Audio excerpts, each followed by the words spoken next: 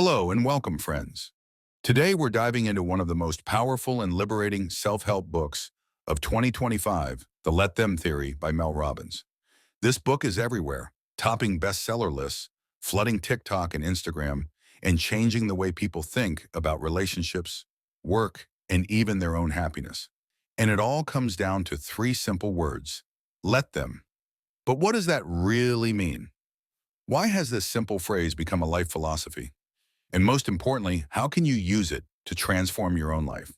Stick with me for the next 25 minutes, because we're going to break this book down in detail. By the end, you'll have practical tools, eye-opening stories, and a mindset shift that could save you from stress, overthinking, and wasted energy. So grab a drink, get comfortable, and let's begin. The core of Mel Robbins' theory is actually very simple. Stop trying to control other people. Think about how much of your life is spent worrying about what others are doing. You want your friends to treat you a certain way. You want your boss to recognize your work. You want your partner to change their habits. And when they don't, you feel frustrated, angry, even betrayed. But here's the truth: you cannot control them. You can't control their choices, their opinions, their actions, or their feelings.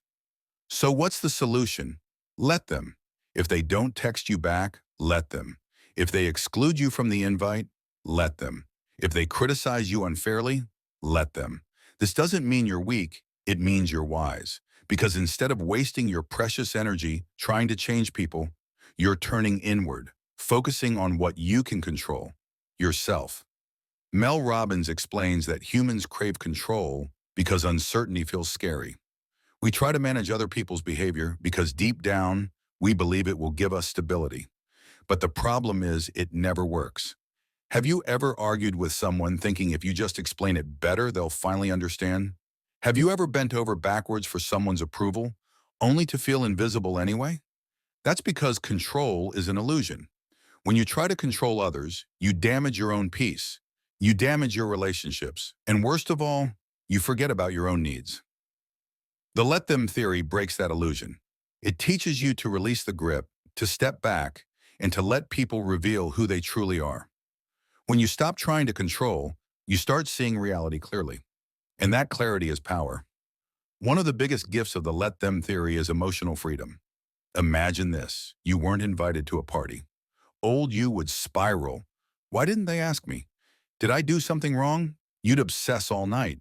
New you says, let them. If they don't value your presence, let them gather without you. That's not rejection, it's information. It shows you who truly belongs in your life. Another example: someone criticizes your work online. Instead of fighting back in the comments or losing sleep, you say, let them. If they want to spend energy tearing others down, that's their story, not yours. Or maybe life itself takes a turn. You didn't get the job you wanted, the relationship ended, the plan fell apart. Instead of resisting, you say, let it. Because sometimes rejection is redirection. This mindset gives you peace, clarity, and the ability to move forward without being chained to the behavior of others. All right, let's get practical. How do you actually use this theory in daily life? First, pause before reacting. The next time something upsets you, a rude comment, a cold shoulder, don't react instantly. Breathe. In your head, repeat the mantra: let them. That tiny pause creates space between you and your emotions.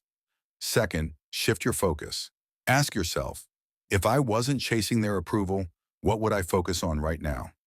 Redirect your energy into your goals, hobbies, or self-care. Third, set boundaries. Letting them doesn't mean tolerating bad treatment. It means observing behavior without trying to fix it, and then deciding your own boundaries. If someone disrespects you, you don't try to change them. You simply step away. Fourth, journal your control triggers. Every night, write down moments where you tried to control or overthink someone else's actions. Then rewrite them through the lens of let them. For example, I was upset that Sarah didn't reply, but I can let her be who she is and focus on my own plans. And finally, make it a daily mantra. Whenever frustration arises, whisper to yourself, let them.